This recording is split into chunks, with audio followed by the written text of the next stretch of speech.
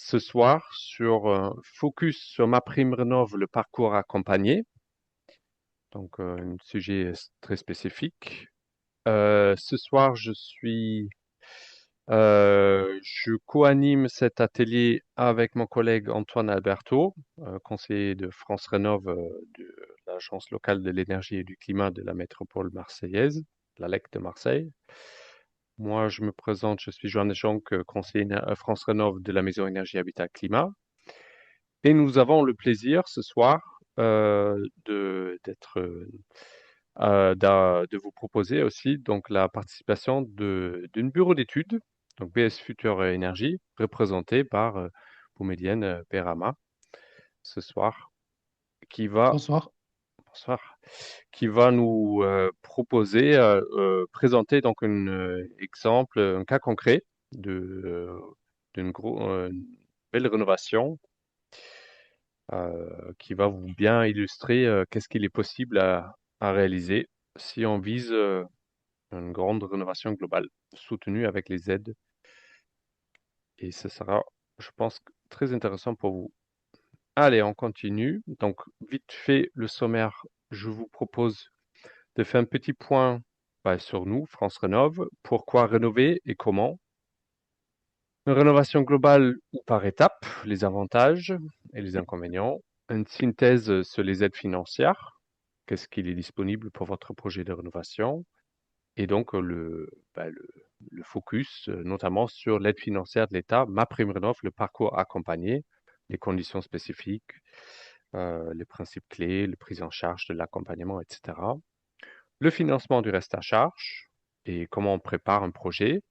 Et donc, à la fin, donc un projet accompagné par notre bureau d'études BS Future Énergie. Alors, pour tous ceux qui ne nous connaissent pas encore, France Rénov' sur la métropole Aix-Marseille-Provence, ça consiste à un service public de proximité. Donc, la LEC de Marseille et nous, ensemble avec les collègues de l'ADIL, on couvre la totalité de la métropole. Vous pouvez nous joindre aujourd'hui par téléphone sur le numéro unique à Renouve Énergie. On représente France Rénov' pour la métropole Aix-Marseille, Provence, et on donne des conseils neutres et gratuits aux particuliers sur la partie rénovation énergétique. Donc, vous pouvez nous contacter par téléphone, par mail. Vous avez aussi la possibilité de vous connecter sur notre site web, l'Outre, que je vais vous expliquer un peu plus en détail ensuite. Et on travaille bien évidemment avec des différents partenaires professionnels du bâtiment, immobilier, des banques, notamment aussi dans le cadre d'Actimo 13. Donc tout une volet d'action pour encourager la rénovation énergétique sur le territoire. Alors, l'outre, on a mis en place un outil pour la rénovation énergétique. C'est un espace numérique gratuit pour simplifier votre parcours de rénovation énergétique. Donc, c'est un espace de projet pour votre logement avec la possibilité d'interagir avec son conseiller, de faire appel aux artisans de qualité et référencés, dont BS Future Énergie fait partie. C'est pour ça qu'il est avec nous ce soir. Et vous pouvez voir une carte interactive avec des projets déjà réalisés pour vous donner des idées, qu'est-ce qu'on pourrait faire. Bien évidemment, des fiches conseils et la possibilité de suivre votre projet au plus proche euh, avec cet outil qui est assez pratique et utile pour bien résumer un projet de rénovation. Alors, pour commencer, on survole rapidement un peu les théories. Ben, pourquoi on rénove un bien? Pour certains, peut-être qui sont déjà en train ou qui se posent encore des questions, il y a plusieurs raisons. Il faut, c'est toujours bien de les répéter parce que des fois, on oublie un peu les différents impacts d'une rénovation globale. Pourquoi on le fait? Notamment pour réduire toute la partie, les dépenses énergétiques, payer moins à la fin du mois pour se chauffer ou pour se rafraîchir en été. Valoriser bien évidemment son bien, améliorer le confort d'hiver et d'été, et bien évidemment aussi anticiper les futures réglementations, participer à la réduction de l'impact environnemental, bien évidemment, hein, et se lancer dans une démarche collective. Donc, ça veut dire que ensemble, dans un horizon 2050, pardon, de, de participer à la transition énergétique en France, dans le but oui, d'avoir une parc de logement qui est beaucoup plus performante. Performante non seulement par plaisir, mais aussi parce que vous avez des obligations réglementaires. Donc, je pense que vous êtes conscient. Donc, aujourd'hui, si vous voulez vendre votre bien ou si vous voulez louer votre bien, vous êtes obligé d'avoir un DPE. Et le DPE, cette année, pour la location, vous êtes conscient que les passoires thermiques, vous n'avez plus le droit de les louer. Donc ça, la partie notamment étiquette G. Et ce qui est aussi nouveau cette année, depuis le 1er janvier, donc vous le voyez un peu en petit, on parle non seulement d'une DPE obligatoire en cas de vente, mais aussi si le DPE repère que votre maison est plutôt pas très performante, donc plutôt passoire thermique, vous êtes obligé de donner au futur acheteur un audit énergétique. Donc ça, c'est quelque chose qu'il ne faut pas oublier. Et tout ça dans le but, finalement, vers 2050, d'avoir un parc de logements peu énergivore. Alors, je continue. Donc, vous avez toujours la possibilité de revenir vers nous aussi sur les aspects techniques que je survole rapidement. Donc là, ce soir, on se penche plus sur la partie aide financière d'une rénovation globale. Mais il faut quand même, ouais, dans le cadre d'une rénovation globale, je pense que vous êtes conscient, il y a plusieurs possibilités de s'y prendre. Et ce qu'on voit, la réalité du retour du terrain des conseillers France Rénov', c'est que la majorité des gens, ils attaquent plutôt une rénovation par geste. Ça veut dire qu'ils ne vont pas forcément très loin dans la conception du projet, peut-être parce qu'il y a des freins budgétaires, peut-être ils ne sont pas au courant de tous les aides qui existent, etc. Mais sur la partie, je veux dire que nous, France Rénov', on est là pour vous encourager de promouvoir une approche globale. Ça veut dire que prendre en compte une rénovation globale avec tous ces aspects. Donc la partie enveloppe et les systèmes. Et si on vise tous les choses en même temps, pour faire simple, ce sera plutôt un atout, même au point de départ, ça va vous coûter bien évidemment cher, mais vous avez quand même plusieurs arguments pour se lancer dans une rénovation globale, notamment les aspects techniques. Vous voyez ici, traitement des points thermiques, étanchéité à l'air, migration de vapeur d'eau, euh, mais aussi simplement parce que vous pouvez mieux euh, bénéficier des aides. Donc ça, c'est aussi notre atout qu'il ne faut pas oublier dans une grande rénovation.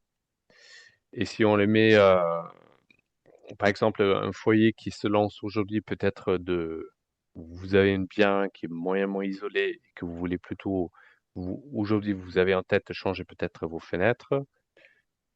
L'année prochaine, vous avez prévu, parce que le budget le permet que l'année prochaine, peut-être de changer la chaudière. Et après, vous pensez peut-être de travailler un peu plus sur l'enveloppe, peut-être l'isolation de la toiture. Et finalement, vous avez remarqué au sein du logement, vous avez des problèmes d'humidité ou autres, que vous avez peut-être, c'est nécessaire d'installer une VMC. Tout ça, vous voyez, c'est des étapes qui ne prend pas vraiment en compte la totalité, l'intégralité du bâtiment, des besoins, du point de départ, les particularités entre les différents postes que vous voulez changer. Donc finalement, ce qu'on vous recommande fortement aujourd'hui, au moins d'imaginer et de prévoir une rénovation globale, même si, même si ça va peut-être pas tout de suite réaliser d'un seul coup, mais au moins anticiper aujourd'hui, je change par exemple mes fenêtres ou je sais déjà que je vais aussi intervenir sur la partie ventilation Et, euh, et dans un troisième temps, même si vous envisagez aussi de changer le système de chauffage, mais tout ça, ça fait partie d'une rénovation globale parce qu'on ne fait pas tous les jours des gros travaux. On peut les étaler dans le temps, mais bien avec une approche globale. Donc, je perds pas trop de temps sur les aspects techniques et je vous propose de plonger sur les aides financières. Antoine, Oui, si tu veux je bien prends prendre la le... main pour ça. Bonsoir à tous. Euh, donc en effet, après ce point technique, donc comment financer tout ça?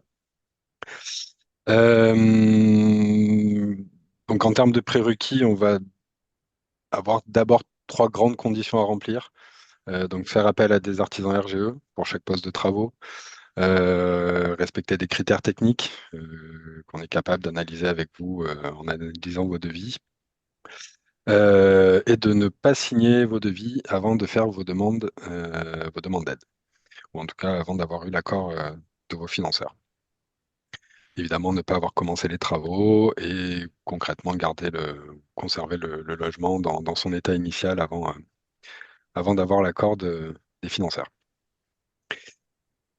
Euh, donc pour avoir une petite vision rapide du panel d'aide disponible, donc évidemment ma prime rénov, ma prime adapte. J'ai vu une question qui concernait ma prime adapte dans le chat, et ma prime logement décent. Une aide départementale, enfin deux aides départementales, en l'occurrence Provence Éco-Rénov et la prime Airbois, les certificats d'économie d'énergie appelés les C2E, des primes coup de pouce. Donc voilà, un petit panel d'aides qui vient vous aider dans vos projets. J'en ferai, je ferai que le détail de ma prime rénov à la suite pour pas rentrer trop dans le détail. Chaque projet est différent pour chaque ménage, pour chaque projet. Donc voilà, si vous avez des questions plus précises à ce sujet, n'hésitez pas à nous contacter. Donc concrètement, pour être éligible aujourd'hui à l'aide ma prime rénov parcours accompagné, première obligation, être accompagné d'un accompagnateur rénov. C'est pour ça qu'on a Monsieur Berama avec nous ce soir. Effectuer deux gestes minimum d'isolation, donc en l'occurrence soit les murs, soit la toiture, soit le plancher bas, soit les menuiseries, et avoir à minima deux gains de classe énergétique. Donc tout ça sera basé sur un audit. On verra les détails de ce qu'est un audit un peu plus tard. Euh, L'idée de ce programme, donc de ce parcours accompagné, c'est de sortir des énergies fossiles. Donc, on a l'interdiction de conserver, par exemple, une chaudière au fioul ou d'intégrer une chaudière à gaz. Et on pourra prendre en compte, par exemple, des dispositifs concernant le confort d'été, comme les brasseurs d'air, les protections solaires, etc. Un petit aperçu des résistances thermiques que j'évoquais, qui sont à respecter, même si c'est pas très parlant pour certains, ça peut valoir le coup de voir ça. Euh, Donc, si on remplit tous ces critères d'éligibilité, à quoi on a droit? Euh, donc, en gros, c'est une aide qui va être calculée en pourcentage du montant des travaux. Donc, c'est la partie plafond de dépenses éligible et qui sera valorisée en fonction des sauts de classe et du niveau de revenu du ménage.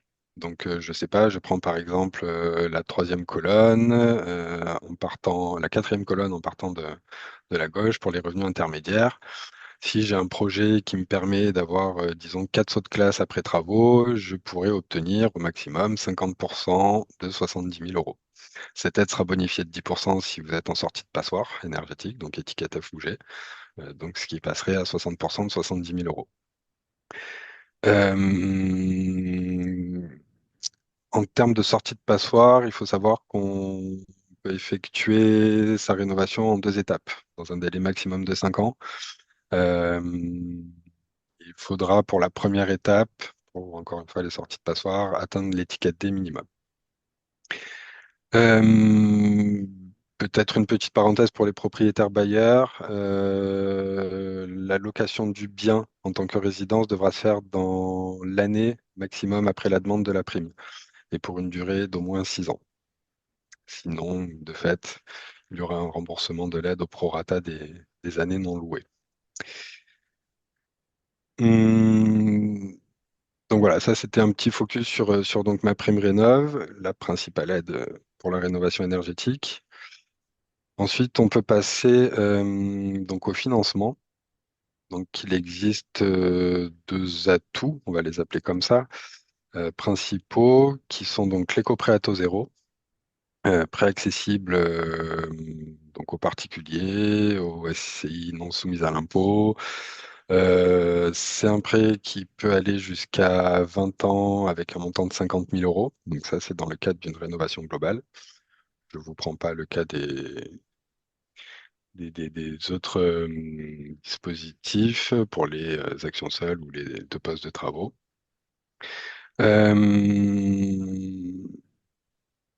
donc ça vient en fait permettre de financer son projet et le reste à charge, qui peut parfois être resté important.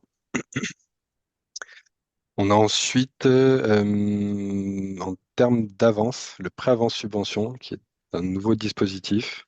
Aujourd'hui, trois banques le proposent, le CIC, le Crédit Mutuel et le Crédit Agricole. Donc c'est un prêt à taux zéro. Il n'est pas question d'hypothèque ou autre.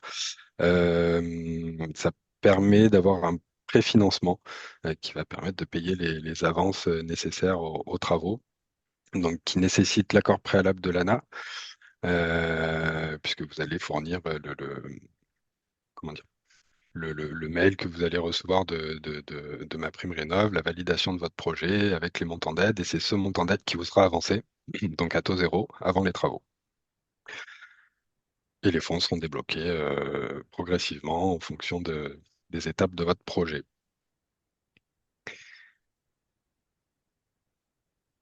Donc, pour préparer tout ça, pour y voir plus clair, Johannes vous a présenté brièvement nos actions sur la métropole. Donc, concrètement, vous avez un accompagnement par le service public, donc la LEC Marseille, la Maison Énergie Habitat Climat du Pays d'Aix, et les accompagnateurs privés, représentés aujourd'hui par Monsieur Bernard, EBS Future Énergie. Euh, donc, en termes de services publics, selon les projets, on peut se déplacer quand il y a certaines incertitudes, absence de DPE, manque technique, etc. Et on va pouvoir vous fournir ce qu'on va appeler une évaluation énergétique, donc un rapport de visite personnalisé. C'est en fait un état des lieux avec des propositions de solutions techniques, en l'occurrence deux scénarios de travaux, avec estimation des budgets, estimation de fait de l'étiquette de départ, l'étiquette d'arrivée en fonction du scénario, estimation des aides en fonction du scénario. Et par la suite, évidemment, vous mettre en contact avec des listes de professionnels, comme je disais, analyser vos devis, etc. Pour aller peut-être un peu plus loin dans ce fameux rapport, donc l'état initial du logement, ça va s'apparenter à un audit, c'en est pas un. Ce document n'a pas de valeur juridique, donc c'est pas ce document que vous allez fournir à ma prime rénov, c'est pas ce document que vous allez pouvoir fournir lors d'une vente, mais il va faire comme un audit l'état initial du logement, scénariser des travaux avec des quais de travaux, les gains énergétiques associés, projection de DPE après travaux, estimer le budget de travaux. Avec notre base de données, on arrive à chiffrer ça assez précisément. Et encore une fois, calcul des aides financières en fonction de chaque projet. Donc, calcul des aides éligibles, calcul du reste à charge, solution de financement, etc. Et donc, comme je disais, à ne pas confondre avec un audit, même si ça y ressemble, un audit, donc, lui, sera quand même un poil plus poussé. Je pense que M. Berama en parlera mieux que nous. Mais Oui, voilà, oui, oui, oui. J'en ça, parlerai. ça permet en tout cas voilà, d'identifier plus finement les faiblesses énergétiques de la maison, Donc, de fait, comment réduire ses factures. On va voir plus clairement comment respecter les obligations, à quel point on peut augmenter la valeur de son bien immobilier, avec un contenu qui ressemble un petit peu à notre rapport, avec donc suite à l'état des lieux, des scénarios de travaux complets, avec les résistances à respecter pour atteindre ces objectifs. Et là encore, le coût et les gains estimés. Euh, de fait, les avantages pour l'acquéreur, au-delà de planifier et budgéter ses travaux, c'est surtout voilà, ce document-là, l'audit énergétique, qui vous permettra d'accéder aux aides financières, en l'occurrence ma prime rénov et l'éco-prêt à taux zéro.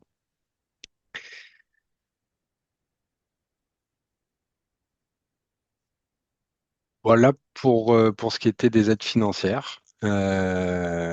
Monsieur Berama, je vous laisse nous prendre la parole, nous présenter vos activités, Ok, ce projet donc et votre métier. ça va. Donc en premier lieu, je vais me présenter, hein. Je m'appelle Boumediene Berama. Je suis le président de la société BS Future Énergie et je voulais vous remercier d'être déjà présent. Je voulais remercier l'ALEC de m'avoir invité. Et à chaque fois, je me trompais, le MEHC, c'est bien ça? Je me trompe pas, Joanne? Joanne Oui, C'est tout bien à Ça ça. fait. va. C'est bon alors. La maison énergie, oui. C'est ça. Donc l'objectif ce jour, c'est de vous présenter un peu ma société, de présenter ce que c'est que MAR, finalement.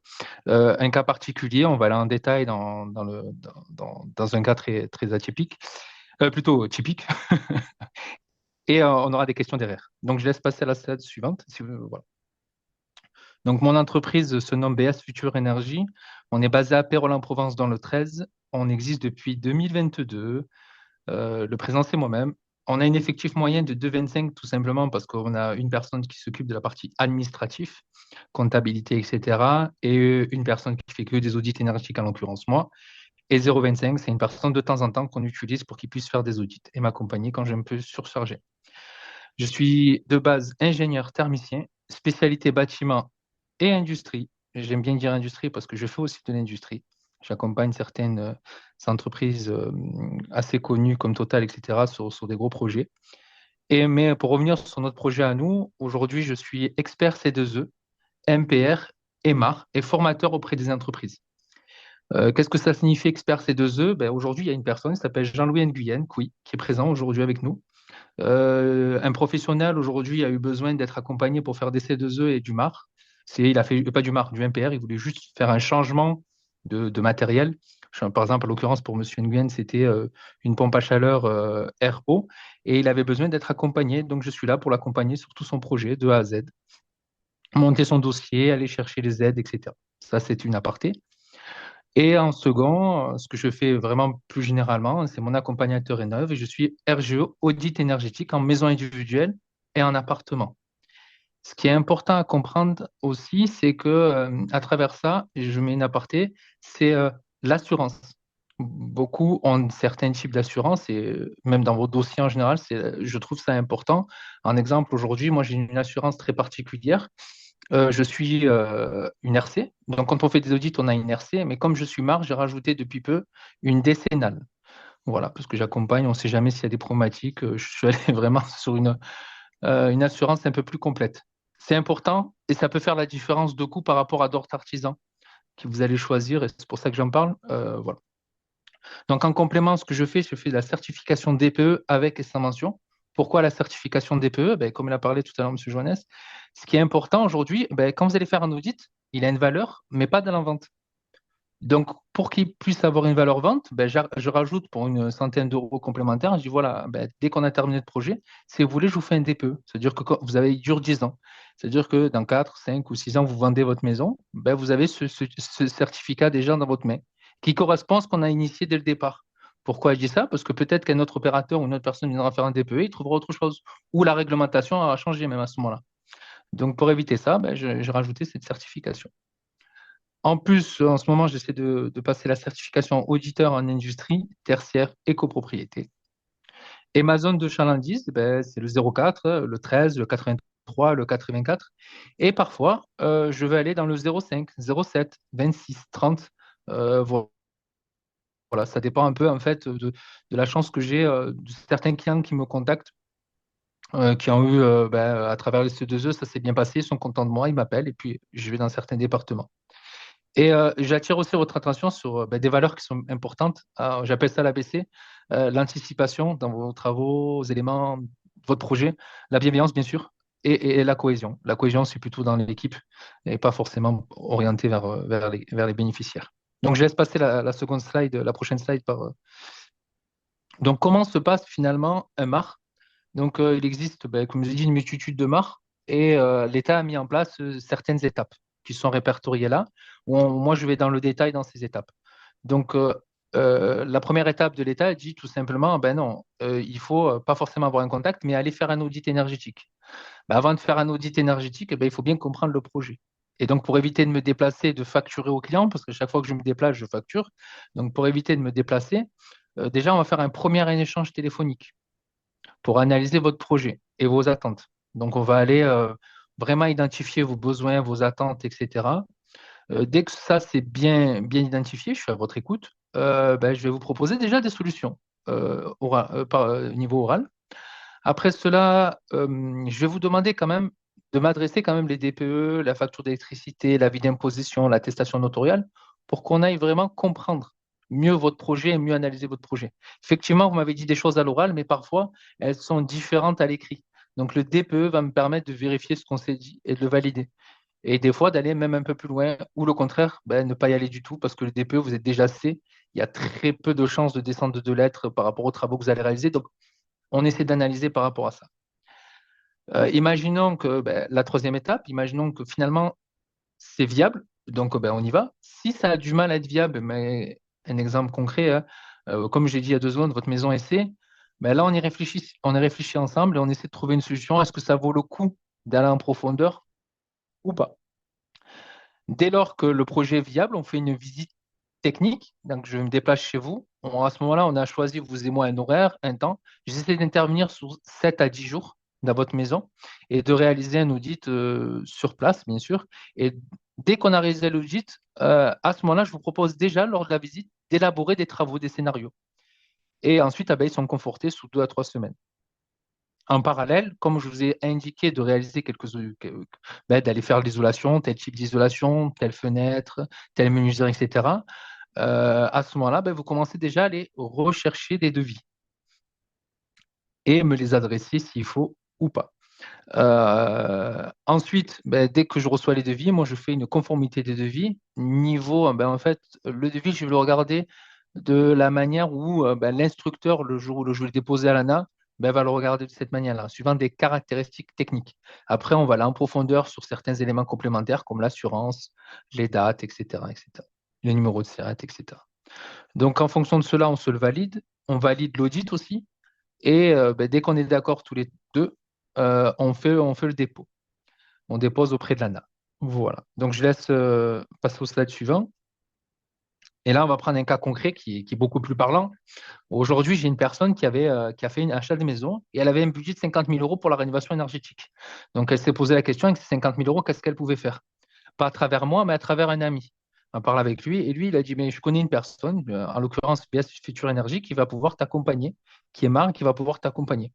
Donc, à ce moment-là, il a encouragé à me contacter et c'est ce qu'elle a fait. Donc, là, on voit déjà la maison comme elle est à la base. Voilà. Donc, je laisse la slide prochaine. Là, on voit les plans un peu de la maison. Voilà, comme elle est présentée, hein, la face sud, les différents éléments. Moi, je me base sur ça. Quand on m'envoie les plans, je peux me baser déjà sur ça et faire quand même une préétude. Donc, je te laisse la suite, la prochaine. Donc là, on va s'atteler beaucoup sur le rez-de-chaussée. On ira un peu. Pourquoi? Parce qu'en fait, la personne va quand même modifier sa maison. Et oui, on peut faire des modifications. Aujourd'hui, une surface, et j'ai vu quelqu'un tout à l'heure qui a posé peut-être la question, la surface, on peut la transformer en surface habitable. Et donc, vous aurez des aides sur cette surface. Voilà.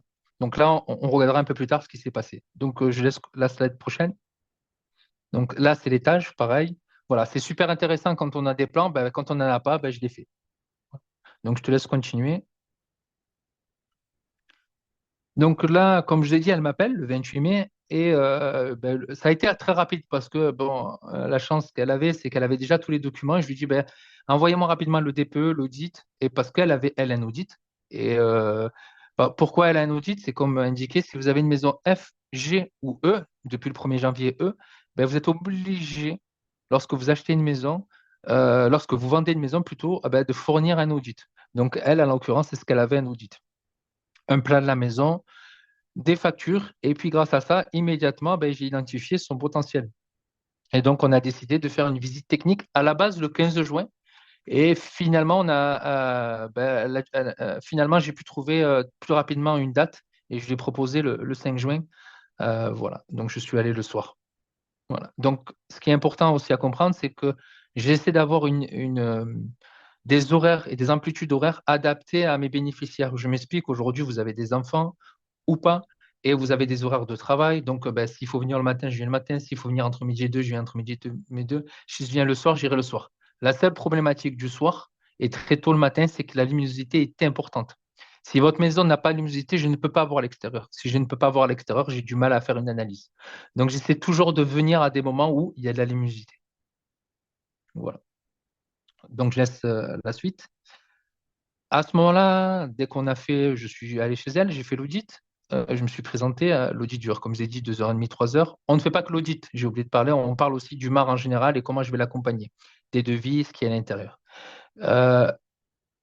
Dans l'audit, le jour de ma présence, quand je suis chez le client, je ne fais pas un audit et je viens, je ne prends que des mesures et des cotes. Ce n'est pas mon business, ce n'est pas ma manière de penser. On va discuter, on va essayer de comprendre votre maison et analyser votre maison ensemble. Et on va voir les problématiques ou pas de votre maison. Exemple concret, on va s'arrêter à un point. Je dis, qu'est-ce que vous voyez dans cette pièce-là? Et elle me dit, je vois un vitrage. Je dis, non, moi, je vois un problème sur le vitrage. Il n'y a pas d'ouverture d'air dessus. Il n'y a pas d'entrée d'air. Et comme ça, je vais projeter pourquoi, quelle est l'importance d'avoir une entrée d'air. Et on va se poser les questions. Vous avez de l'humidité. Pourquoi, du comment, on se pose des questions. Voilà l'audit à quoi il sert. C'est vraiment apprendre et comprendre sa maison. On ne s'arrête pas à je prends des cotes et des mesures, je mets dans un logiciel, basta, et je vous donne les informations comme telles. Donc maintenant, pour revenir un peu plus précisément entre un audit et un DPE, vous allez voir, c'est un peu équivalent si vous voyez les chiffres. Et la plupart des audits et des DPE, on a vraiment une équivalence depuis qu'ils ont changé le modèle. On va dire depuis le 1er avril 2024, on a vraiment, je vois très rarement des grosses différences. Voilà. Et donc là, on a peu de différences. Néanmoins, la grosse différence entre un DPE et un audit, et je vais vous la présenter, c'est les scénarios sur lesquels on va aller. Et là, on va aller dans le détail. Un DPE va vous dire un peu la première image que je vous envoie. La rénovation, qu'est-ce qu'elle a? Le remplacement des menuiseries extérieures, l'installation des murs, l'isolation des murs, pardonnez-moi, l'installation d'une VMC simple flux, le changement de production de chauffage et bien sûr, le changement d'eau chaude sanitaire. Voilà ce qu'elle préconise. Néanmoins, elle ne vous dit pas comment et comment ça va se passer. Et là, mon rôle et l'auditeur, normalement, doit vous le présenter. Donc, on va aller à la page suivante. Donc, à la page suivante, là, c'est mon devoir de conseil. C'est marqué dans l'audit, mais on en a parlé aussi à l'oral. Dans l'audit, je vais aller dans le détail. Dans le détail, je vais faire un descriptif. Le descriptif, ce que c'est, qu'est-ce que c'est qu'une menuiserie? On y connaît tous, mais bien sûr, il y a des détails qu'on ne connaît pas. Donc, je vais aller, qu'est-ce que le UW? Qu'est-ce que le LSW? Qu'est-ce que le TLW? À quoi ça apporte? Quel est l'intérêt? C'est des notions qui sont importantes sur un devis, qui vont vous permettre à vous d'avoir une menuiserie de bonne qualité. Après, derrière, ce que je vais préconiser, je vais rajouter des règles de l'art que doit réaliser l'installateur. Et il faut qu'il le mette dans son devis. Des fois, ils ne le mettent pas, mais j'impose maintenant qu'ils mettent au moins le DTU, même si ce n'est pas la 36.5, mais qu'ils marquent DTU et CPT. Et je vous expliquerai pourquoi. Je vais imposer aussi qu'il y a mise en place de fenêtres. Il va nous dire les épaisseurs, le 4,24. On pourra aller plus loin pour qu'est-ce que c'est. Le remplissage en argon ou en krypton, le dormant. Et je mets aussi un point important, je mets toujours des vidéos, parce que des vidéos, c'est plus parlant dans le temps. C'est-à-dire qu'aujourd'hui, je vous ai parlé, peut-être que vous allez retenir 10, 20, 30%, peut-être plus, je serais ravi. Mais les études disent qu'on retient beaucoup moins. Et puis derrière, je vous envoie des vidéos. Ces vidéos vont vous permettre à vous, dans le temps, plus tard, de comprendre certains phénomènes. Et surtout, c'est des vidéos ludiques. En général, c'est Jamy. Je pense qu'on connaît tous Jamy. Il va vous présenter dans sa vidéo comment marchent les fenêtres, comment ça fonctionne, le rayonnement, et c'est bien fait, donc je les présente de cette manière-là. Donc, à quoi sert finalement ce conseil? C'est pratiquement un cahier des charges, même si nous, on n'est pas forcément autorisé à faire un cahier des charges, mais c'est pratiquement un cahier des charges pour votre dossier. Donc, vous pourrez donner ça, cet élément-là, directement à votre menuisier et il va répondre à ce cahier des charges. Et déjà, quand il répond à ce cahier des charges, il a déjà pas mal avancé. Donc, je laisse passer à l'étape suivante. Voilà. Donc, à ce moment-là, le devis, les audits, on est d'accord à peu près ce qu'on va faire. On est d'accord plus ou moins sur les devis. La difficulté des devis, ce n'est pas moi qui vous ramène le devis. Moi, je ne suis pas là pour vous apporter un installateur. C'est à vous d'aller chercher un installateur. À travers cela, moi, je réceptionne les devis. Des fois, je peux en réceptionner qu'un seul, pour un seul et unique installateur qui va faire une PAC. Vous êtes intéressé que par lui, ou parfois, je peux en avoir 3, 4, 5. Euh, Maintenant, quand on a un seul ou plusieurs, quand le client va le choisir, le bénéficiaire plutôt, souvent il y a des erreurs dans les devis. Surtout à cette époque-là, pour pour la cliente pour laquelle j'ai fait, la bénéficiaire, il y a eu beaucoup, beaucoup de problèmes sur les devis, dans le sens où les installateurs étaient un peu nouveaux dans ce marché-là, pas de marché dans le domaine de marque, et il fallait faire plein de correctifs. Ensuite, la problématique que j'ai eue moi personnellement, c'était on a eu un nouveau type d'audit. C'était sorti en 1er avril, il fallait impérativement changer, donc il fallait se former, etc. C'était pas évident à comprendre et il y a eu beaucoup, beaucoup de changements. Et la dernière sur laquelle j'attire votre attention, c'est les fermetures. Aujourd'hui, moi, j'étais fermé du 12 juillet au 28, mais beaucoup d'installateurs sont fermés au mois d'août. Donc, dis mois d'août, pas de travaux. Il ne faut pas se leurrer en se disant on va réussir à faire des travaux assez rapidement. Non, c'est pas possible, c'est très, très dur. Voilà. Donc, il faut pas négliger finalement ces temps de fermeture. Derrière cela, et même de commande, derrière cela, on a validé, on a mis du temps à valider ce projet-là, hein. Depuis le 5 juin, on est dessus, on le valide le 31 juillet, donc on est dans les 6 à 8 semaines. Pour vous dire, on est toujours entre 6, alors le plus court que j'ai fait, c'est 4 semaines, mais c'est entre 6 à 10 semaines pour poser un dossier. On peut se retrouver dans des temps plus longs, mais c'est parce qu'on n'a pas eu, euh, on a eu des lenteurs sur les devis. Voilà. Donc pour finir sur le dossier de cette maison, au 31 juillet, on a fait le dépôt et en parallèle, elle a fait la demande à la banque d'un prêt de 30 000 euros. À l'époque, on pouvait faire la demande avant d'avoir la lettre d'octroi. Aujourd'hui, il faut impérativement avoir la lettre d'octroi. Donc, la lettre d'octroi, c'est l'élément qui sera prêt. Je laisse tourner la page. Voilà. Donc, effectivement, ce que j'ai oublié de dire avant de faire le dépôt, quand même, et de valider le dépôt, on se pose des questions avec la bénéficiaire, en l'occurrence. Donc là, il y a marqué carrément le nom de la bénéficiaire. Donc, donc on lui donne, je vais lui renvoyer ses devis, je vais lui renvoyer ce tableau pour être sûr que les devis qu'elle me valide sont les bons, parce qu'il y a eu tellement de devis, tellement d'échanges qu'on n'est pas sûr sur quel devis on est d'accord, elle et moi. Donc je lui ai renvoyé les devis et je lui ai renvoyé ce tableau et on se fait une petite réunion, meeting de 15-20 minutes, peut-être une demi-heure pour se valider. Est-ce que tu es d'accord avec ça? Est-ce que tu es d'accord avec ça? Et puis d'accord, elle est d'accord, d'accord, d'accord, on se les valide. Et puis on récapitule sur le tableau. Sur ce tableau-là, on voit très bien qu'elle a eu 87 670 euros de dépenses énergétiques. On est très loin des 50 000 euros. Et en TTC, on est à plus de 103 000 euros. Derrière, elle a eu beaucoup d'aides. Elle a eu pratiquement 63 000 euros. Ensuite, elle a eu 2 000 euros pour l'accompagnement du MAR, sachant que moi, je facture 2 400 euros pour cet accompagnement. Et en restant en charge, c'était 44 400. Et on est parti chercher l'aide du département aussi de 2 000 euros. Voilà. Et là, finalement, elle s'est retrouvée à 38 441 euros de travaux. Il n'y a pas eu de complément, ça peut arriver, mais là, sur ce projet-là, on est vraiment tombé dans ce prix-là. Donc, on s'est validé et on fait le dépôt à l'ANA. Donc, je laisse passer la slide d'après. Ça va assez vite. Là, par contre, l'ANA, en ce moment, à l'époque, était très rapide dans le département du 84. On recevait les éléments 2 mois après. Donc, le 8 octobre, on a la validation du département. 2 mois, août, septembre, ouais, 2 mois à peu près, 2 mois et 10 jours. Maintenant, on est entre 4 à 6 mois. J'ai beaucoup, beaucoup de retard, c'est très difficile. Voilà, peut-être on en reparlera pourquoi, mais il y a beaucoup de difficultés. Donc, la validation de l'ANA le 8 octobre, la chance qu'elle a, comme on est une personne très modeste, elle a le droit à une avance c'est ce qu'on a fait. On a demandé une certaine avance et à l'époque, on avait le droit à 70, maintenant 30. Donc, on fait la demande d'avance. Bien sûr, il faut attendre encore un mois avant d'être payé, à peu près un mois et 10 jours, c'est ce qu'elle a eu. En attendant, comme elle avait eu ses 50 000 euros et le prêt à taux zéro, elle a commencé quand même à faire le démarrage du chantier le 14 octobre. Donc, elle a commencé ses travaux et pendant ces travaux, elle m'a appelé pour des problèmes techniques. Ce n'est pas noté ici. En l'occurrence, ce n'est pas forcément mon métier d'aller contrôler ces problèmes techniques, mais quand même, je suis là pour vous aider, je suis là pour vous orienter, vous conseiller. Est-ce qu'il faut peut-être aller voir l'assurance? Est-ce qu'il faut, voilà, vous conseiller? Vous avez des problématiques? Est-ce qu'il a bien installé? Donc, on en discute quand même un peu avant. Le 20 janvier, elle a terminé. Elle m'a envoyé ses factures et elle a fait la demande de clôture du dossier.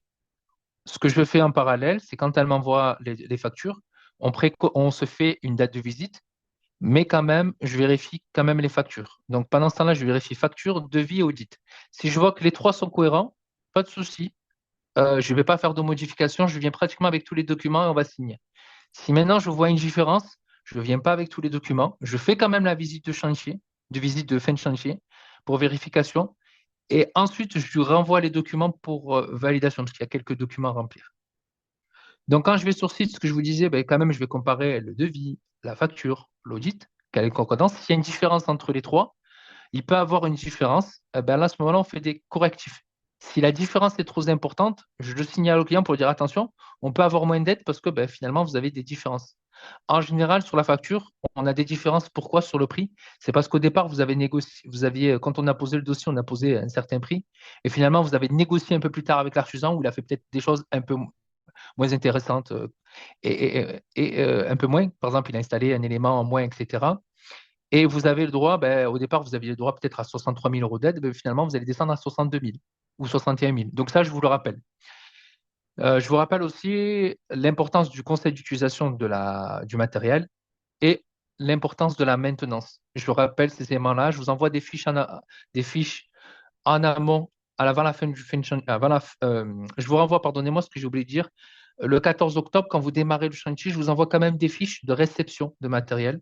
C'est-à-dire, c'est pour vous, hein, parce que moi, malheureusement, je ne fais pas de réception matérielle. Je fais simplement une réception de présence physique du matériel. Ça veut dire que s'il ne fonctionne pas, malheureusement, je ne peux pas on le signera là, vous et moi, on en discutera, mais je ne peux rien faire. Je ne peux pas dire qu'il est mal fait ou quoi que ce soit. Je ne peux pas alerter l'artisan. Voilà. Malheureusement, des fois, on ne peut pas le faire. Ça ne fait pas partie on va dire, euh, j'ai pas trouvé le terme, mais ça ne fait pas partie des éléments qu'on doit réaliser. Je laisse faire la slide prochaine. Voilà ce qui s'est passé sur ce projet-là. Donc, je fais ma réception et j'arrive sur site. Ben, il manque 3 mètres carrés d'isolation. 3 ou 4 mètres carrés d'isolation. Ben, forcément, je demande à la cliente qu'est-ce qui s'est passé. Elle me dit, ben, écoute, ben, je ne l'ai pas payé les 19 000 euros restants parce qu'il y avait 19 000 euros. Et tant que je n'ai pas payé les 19 000 euros, il n'intervient pas. J'ai dit, ben, s'il n'intervient pas, ben, il ne sera pas payé les 19 000 euros parce que moi, je ne peux pas valider ce dossier-là. Donc, à la minute même où on a terminé, on l'a appelé ensemble, l'artisan, et on lui a dit, tu dois intervenir. Donc, il a un peu ben, forcément pleurniché parce qu'il ne voulait pas intervenir. On lui a dit, écoute, tu n'interviens pas, tu n'as pas t'as pas d'argent. Donc, ça va être clair. Donc, il est quand même intervenu. Ben, je crois qu'on l'avait appelé un jeudi. Il est intervenu ou vendredi. Il est intervenu le lundi, il n'a pas pu. Le mercredi, jeudi, il est intervenu. Voilà. Et donc, derrière, dès qu'il est intervenu, moi, j'ai fait une visio avec la bénéficiaire pour vérifier que les travaux ont été finalisés. Elle m'a montré que c'était finalisé et puis on a validé. Quelques jours après, je suis repassé quand même parce que j'étais pas loin. Et puis on a validé, on a posé le dossier. Voilà. Je laisse passer à la slide plus tard, suivante. Donc, on voit l'état de départ, on voit l'état final. Bon, après, il y a quelques câbles, etc., qui sont en cours. Hein. Quand je suis arrivé, il n'y avait pas forcément, c'était pas encore en totalité fini sur, sur certains murs. C'était pas finalisé. On voit encore l'échafaudage. Pourquoi l'échafaudage? C'est parce que le mur qui était en façade sur cet échafaudage, ben, il n'a pas d'aide. Parce que c'est dans une zone, on n'a pas d'aide sur cet endroit-là. Donc, d'aide, c'est de ma prime rénov, parce que c'est une zone froide avec une zone froide. Et je vous expliquerai plus tard ce que c'est. Et donc, on n'a pas droit à une aide particulière à cet endroit-là. Voilà. Donc, ben, j'ai pu réceptionner dans l'ensemble la maison. Donc, je laisse continuer pour les avant-après. Là, c'est vraiment l'entrée. On voit bien que le garage, finalement, là, c'est l'entrée du garage qui a été mis en entrée. Et donc, on voit cette maison un peu plus, on va dire, un peu plus jolie et moins énergivore. Donc, je laisse à la suivante. Et là, en fait, quand je suis allé chez elle, maintenant, j'ai mis en place un modèle 3D. Donc, je viens avec ma tablette spécifique. J'utilise un logiciel qui s'appelle Magic Plan. Et il va prendre, et j'utilise une tablette qui est avec LiDAR. Et on va aller prendre le 3D de votre maison. Moi, ça me permet de contrôler toutes les mesures, les puissances. Ça me permet de contrôler les puissances, les mesures extérieures ou intérieures des pièces.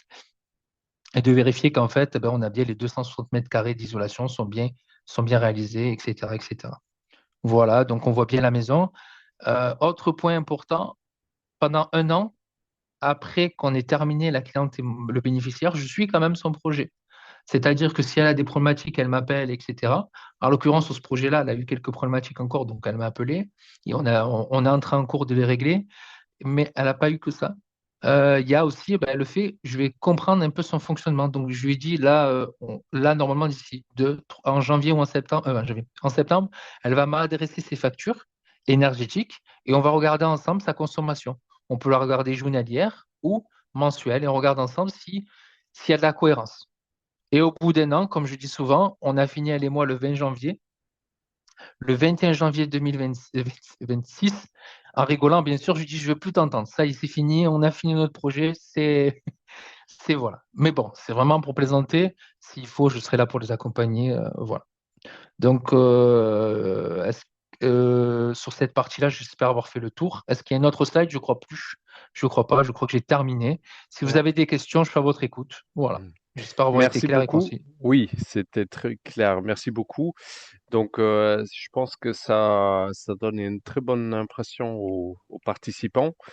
Qu'est-ce que c'est une rénovation globale aussi en termes d'intervention du MAR, mais aussi en termes d'intervention du aide financière et la complexité d'un projet.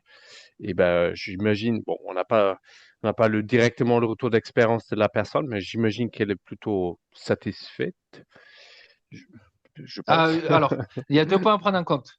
Grâce à ce projet-là, l'ANA du 84 a vu que j'avais une expérience et j'apportais un plus à nos clients. Et la cliente elle-même était très, très, très contente. Hum, hum, Donc, hum. vraiment, voilà, ça s'est super bien passé. J'en suis content. J'ai pu l'accompagner sur tout ce que j'insiste un petit peu.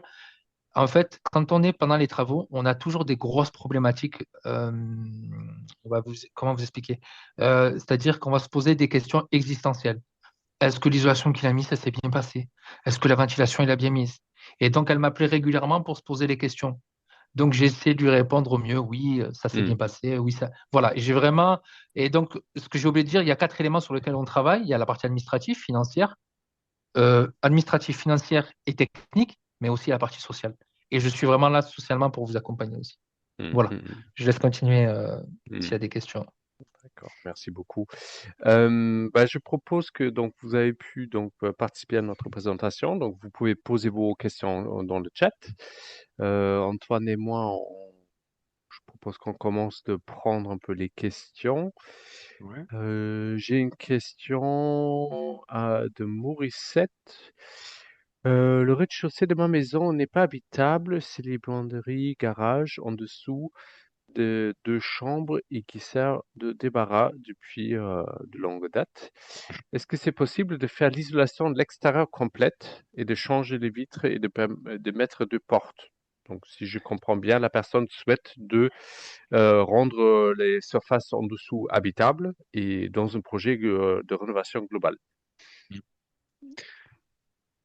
Est-ce Alors, que... Oui. moi, pour répondre, hein, Hmm. donc aujourd'hui, en fait, si elle veut s'occuper que de la partie, on va dire, du rez-de-chaussée, ce sera difficile parce qu'en fait, on doit descendre de 2 classes ou de 3 classes ou de 4 classes. Et en fait, quand on traite qu'une partie de la maison, on a beaucoup de mal à descendre de 2 ou 3 ou 4 classes. Donc, en fait, si on ne traite pas l'entièreté de la maison, c'est difficile. Si on ne traite que le bas, on peut réussir, mais c'est très rare de réussir à gagner ces deux gains de classe. Et bien sûr, quand la maison est construite, qu'il n'y a pas de rajout ou de modification, comme tout à l'heure pour cette dame-là que j'ai montré, elle avait un garage, on peut faire des travaux dans sa maison et l'inclure. Voilà. Là, en fait, dans son garage, au départ, à la base, elle a rajouté une surface complémentaire. Cette surface a été inclue dans le projet. Maintenant, D'accord. oui, exact. Maintenant, si elle avait construit 20 mètres carrés de plus ou 30 mètres carrés de plus, ou elle avait surélevé, on n'a pas le droit d'aide. Parce que là, la maison est déjà construite. C'est pour ça qu'on a le droit à Mm, cette aide-là. mm. Voilà. Donc rendre donc l'existant habitable, ça marche. Comme par exemple, C'est vous ça. avez des combles perdus et vous souhaitez de les aménager. Donc des combles aménagés. Donc ça, si j'ai bien compris, donc ça c'est possible aussi dans le cadre de Exactement. l'aide. Mhm. C'est ça. Et la manière dont on va le travailler dans l'audit, c'est qu'en initial, c'est la maison sans les combles, quoi, et en scénario, on rajoute la surface complémentaire de la maison. D'accord, Voilà. d'accord, d'accord. Ok. J'espère avoir répondu à la question de madame.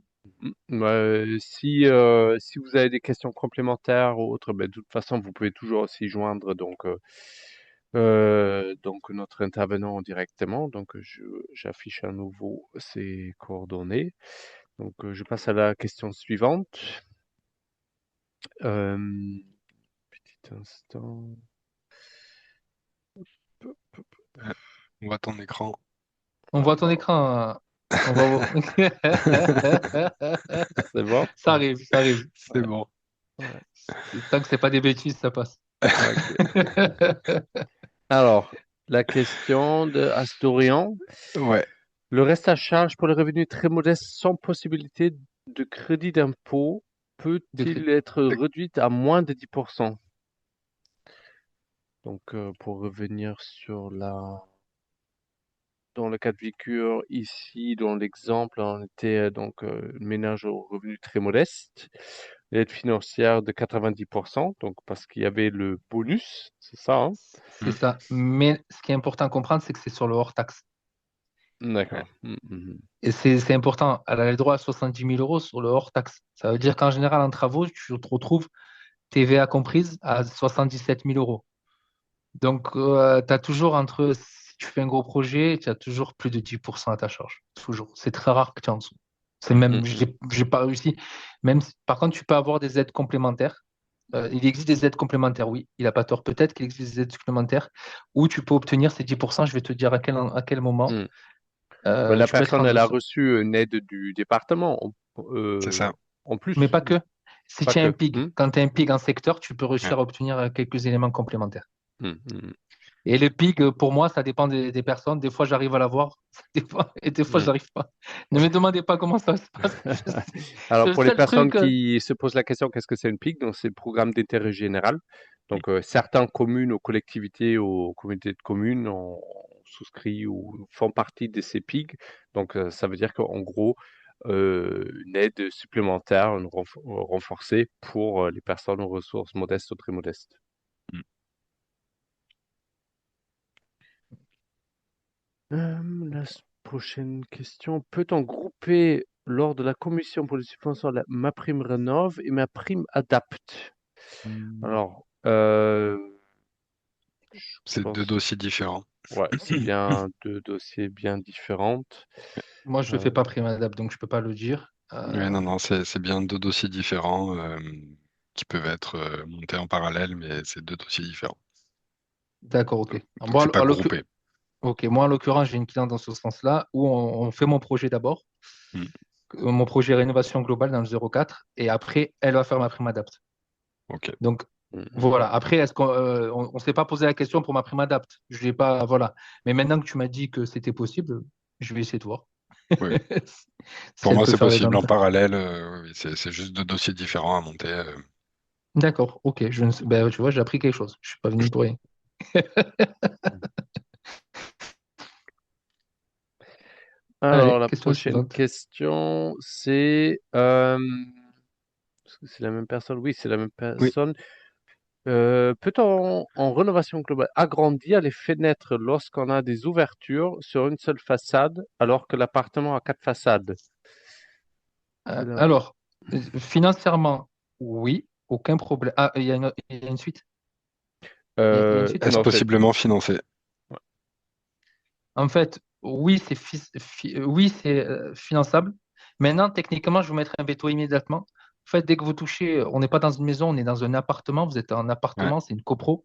Vous touchez à la taille, les dimensions d'ouverture d'une fenêtre, ça dérègle toute la taille, la structure de la maison et de l'appartement et donc complètement de la copropriété. Donc, c'est Mm. une très grosse étude et je ne pense pas que les copropriétaires vont vous autoriser à agrandir parce que c'est une vraie étude. Et il faut demander l'autorisation obligatoirement. Parce que si, imaginons que ça casse, il n'y a aucune assurance qui vous couvre. Et moi, de Mm, manière, moi personnellement, en tant que marque, je mets direct sur certains trucs, on peut discuter. Sur ça, je ne discute pas. Je mets directement mon veto. Je vous Mm. laisserai aller voir un autre marque mm, mm, mm. sur ça. Voilà. Ah oui, non, non, c'est voilà. Ouais. Ah, Si et je vraiment, pense oui, pas on qu'il y ait- parle d'un appartement en immeuble, c'est compliqué, ouais. en maison, on peut. J'en fais beaucoup. Ouais. J'en fais beaucoup et j'alerte toujours le client. Je dis attention, structurellement, vous allez avoir des difficultés structurelles.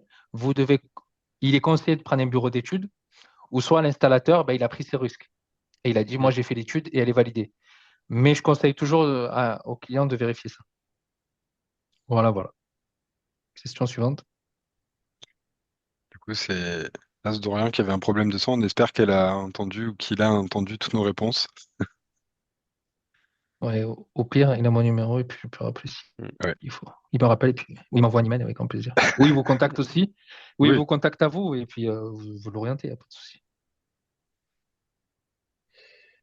oui, c'est vrai que je me permets, du coup, j'insiste sur ce fait-là aussi, c'est que, je l'ai présenté brièvement, il y a bien deux accompagnements distincts et en parallèle. C'est-à-dire que quand vous êtes suivi par votre MAR, vous avez tout à fait le droit de revenir vers nous. Si votre MAR n'est pas disponible, ce qui est possible ou autre, on est là en parallèle pour suivre votre projet et vous donner des conseils et vous aider dans votre projet. Oui, parce que pas tous les mars sont si engagés que notre mar de ce soir. Oui, C'est vrai. oui, C'est gentil. alors soit pas engagé ou très souvent pas disponible ou bon, peu importe la raison, mais voilà. En tout cas, on est un interlocuteur en parallèle et vous avez tout loisir de nous contacter, même après ce Mm, soir si vous avez d'autres questions. mm. Alors, on continue avec la question du Guy. Dans le cadre d'une rénovation globale d'ampleur, en sachant que la personne est dans la tranche la moins aidée, est-ce que la personne a le droit de commencer certains travaux avant l'accord final de ma prime rénov'? Alors, juridiquement, oui, mais je le déconseille fortement. Mm. Pourquoi? Parce qu'en fait, on ne sait pas s'il y a des correctifs à apporter ou il y a des éléments à apporter, des modifications. Dès qu'il y a des modifications, je prends un exemple concret. Aujourd'hui, on pose un dossier, vous et moi. L'ANA me dit, ben, je ne suis pas d'accord, correctif, tu me refais un nouveau dossier. À ce moment-là, ils sont en droit de venir contrôler. Et s'ils contrôlent et ils voient que les travaux ont déjà commencé, ben, vous avez le droit à rien du tout. Donc, ça peut être préjudiciable. Donc, c'est pour ça qu'on entend l'accord de l'ANA. Ça, c'est le premier point. Pour commencer. Le deuxième, imaginons que vous n'avez pas les aides pour. Ben, on ne sait pas, hein, ça peut arriver. Hein, l'État, en ce moment, peut changer d'avis, peut avoir des problématiques, voilà, diverses problématiques. Ben, vous vous engagez tout seul. Donc, ça peut être risqué aussi financièrement de s'engager, faire les travaux et finalement, on n'a pas les aides. Donc, l'installateur ne va pas aimer et vous allez avoir peut-être quelques problématiques financières pendant un moment, quoi. Mm, mm, mm. Maintenant, je ne sais pas ce que vous en pensez, messieurs, mais c'est ma vision, quoi. Oui, par principe, on préconise d'attendre le feu vert, hein. Là, vous avez la certitude, parce que si jamais il faut revenir sur les devis, etc. Donc, ouais. La réalité du terrain, c'est quand même une bonne partie des personnes, au moment qu'ils ont déposé la demande, souvent, ils lancent quand même les travaux. Parce que, bah, on est pressé, on vient d'acheter, on ne peut pas rester locataire en permanence, on aimerait bien de vivre dans le bien. En plus, là, on parle que de la partie rénovation énergétique. Il y a tous les autres travaux de rénovation bah, ordinaires, hein, plomberie, électricité, agencement, etc. Donc là, oui, mais nous, on le déconseille aussi. Ouais. Mhm. Donc, question suivante. Alors, on a une question. À quoi correspondent les frais induits dans les scénarios? Je sais pas si je les avais mis, moi. Non, remonte un petit peu, remonte. Je vais regarder si j'ai juste voilà. Non, ils sont pas mis. Non, je les ai pas mis moi, mais je peux les expliquer. Je les ai pas mis aussi aujourd'hui. En fait, des frais induits, c'est très simple. Aujourd'hui, vous allez poser un ballon thermodynamique. Quand vous posez un ballon thermodynamique, l'ANA vous dit, ben, je vous finance sur le ballon. Mais ben, des fois, ben, vous avez de la tuyauterie qu'il faut tirer Mm. ou modifier. Et donc là, c'est des frais induits. Tout simplement, c'est ça des frais induits. C'est de la logique. Maintenant, vous dites que parce que vous posez un ballon à cet endroit-là, vous allez devoir, je ne sais pas moi, casser votre mur pour faire une ouverture de fenêtre, je ne sais guère. Non, ça ne marche pas. Il faut vraiment que ce soit induit en correspondance. Ou, non, carrément, vous faites ces travaux-là et vous refaites tout le carrelage de la pièce. Ça ne marche pas. Voilà, ce n'est pas des frais induits. Voilà, c'est plutôt comme ça qu'il faut le prendre. J'espère avoir été clair sur ça ou pas? Ouais, non, c'est bien. Ok. Ouais, très clair. Et- Un ravalement de façade sans isolation, c'est pas pris en charge. C'est pas des travaux Exactement. induits. Oui, c'est pas des travaux induits. Même si on fait l'isolation intérieure. Même si on fait Ouais, l'isolation ouais. Non, intérieure. voilà, il faut que ce soit l'isolation par l'extérieur. Là, c'est du travaux induit. C'est ça, exactement. Ensuite, l'aide MaPrimeRénov', MaPrimeAdapt existe toujours? Oui, Oui, existe toujours. Moi, je la fais pas. Donc, ouais, ouais, je- mais ça existe toujours. Est-ce que vous connaissez les délais dans les Bouches-du-Rhône pour les dépôts de demande? je vous explique, aujourd'hui, on va donner deux dates. J'ai posé 13 décembre, j'ai toujours pas de retour. 13 janvier, j'ai toujours pas de retour. Oui. Ouais. 13 janvier, j'ai des retours, on discute. Alors en fait, 13 décembre, 13 janvier, j'ai des discussions avec l'ANA dans le sens où ils me disent, parce que c'est la métropole. Après, je sais pas si vous voulez expliquer ce qui s'est passé ou j'explique. Euh, Aujourd'hui, il y a trois éléments qui font que le 13 est en retard. Le premier, c'est que en fait, ils ont eu un surcoût de dossiers entre janvier, en novembre, décembre qu'ils n'ont pas attendu. Le deuxième, c'est que ben, la nouvelle politique de l'État a mis du temps à valider les nouveaux budgets. Donc, ça a décalé tout le monde. Et le troisième, le troisième, c'est qu'ils ont un peu modifié la manière dont travailler dans les services et ça a engendré on va dire, un mois complémentaire. Comme ils ont changé les services qui faisaient instruction, donc ça a mis un peu plus de temps à se mettre en place. Vraiment, dans le 13, c'est ce qui se passe. Donc, et donc, ça décale. Alors qu'avant, j'étais en 2 mois. Pour vous expliquer, depuis juin, j'ai posé des devis en juin, septembre et octobre, j'étais à 2 mois. Et puis d'un coup, explosion depuis novembre, décembre, novembre un peu moins, mais depuis décembre, c'est très très long. Et voilà. Donc ça, c'est une aparté, c'est lourd. Mm. Et là, j'ai des nouvelles, hein, on discute, hein, mais ils n'ont pas Hmm, de date. Donc je suis, voilà. Mais hmm, beaucoup le 13. Après le 84, un peu moins. hmm, Voilà. hmm. Ouais, donc à minima, 5 mois. 5, 6 mois. Ouais, un minima en ce moment. En Ok. ce moment, ouais, en ce moment, c'est vraiment long, quoi. Je suis vraiment. Et en fait, le problème, c'est que moi, en tant que marre, ben, je suis impuissant, quoi. Je ne peux strictement rien faire. Ah oui, on l'est tous. Je relance là, quand même, je Malheureusement, renvoie on l'est des tous. emails, etc. Et je suis impuissant. Et puis même la métropole, je ne lance pas la pierre dessus. Même le personnel de l'ANA, c'est pas évident. Il vous retrouve avec Mm. une reconnaissance d'audit, de devis, de dossiers. Et surtout, il faut les regarder bien en profondeur parce que c'est peut être vachement technique. Ça met du temps, quoi. Hmm, hmm, hmm, hmm. Voilà. Donc, les prochaines questions. Allez, la prochaine, donc un peu technique aussi. Dans le cadre d'un devis déposé et validé en commission, doit-on respecter exactement le devis? Hmm. Donc, la personne, elle ajoute, lorsqu'on est soumis aux architectes du bâtiment France et qu'on est refusé, la mesurée est refusée, menuiserie à lui est refusée il fallait changer la menuiserie pour du bois, plus Ok. cher. Donc, en gros, entre le moment qu'on a déposé la demande et la fin du chantier, quand il y a eu des modifications nécessaires, techniques ou dans ce cas-là, c'est plutôt juridique, je dirais, euh, Al- comment, comment faire? Alors, ça va dépendre des départements et du temps. Je vous aurais dit l'année dernière, j'aurais dit oui, on peut faire des modifications tant que vous n'avez pas commencé les travaux. C'est-à-dire qu'on a su que les menuiseries ont été changées, donc on va alerter la commission pour faire une modification. C'est-à-dire que sous les 1 mois après qu'on ait eu la lettre, ça m'arrivait, on a pu faire une modification. D'accord? Et parce qu'elle a été gentille, je vous assure que voilà, a été correcte. Néanmoins, réglementairement, non. Dès que vous avez la lettre de commission, c'est bloqué. Si vous voulez faire une modification, vous pouvez le faire. Il faut annuler votre dossier, le reposer et c'est reparti pour 6 mois. Mmh, mmh. Donc, ça, voilà. Et avec risque et péril, bien sûr, qu'il peut avoir sur le chemin. Mm, mm, Voilà. Donc, voilà ce qu'on fait. Et en fait, ce qu'on fait généralement, et c'est ce que je fais actuellement, c'est que ben, je demande toujours, en même temps qu'on fait, vous et moi, le dossier, il faut poser le DPE. Pas le DPE, la déclaration préalable, mm, la demande. Exemple concret, là, je suis dans le 04, j'ai une dame. Avant de poser le dossier, on a perdu du temps, mais elle a fait la demande. Est-ce qu'on a le droit de faire l'ITE? Oui, on a le droit de faire l'ITE.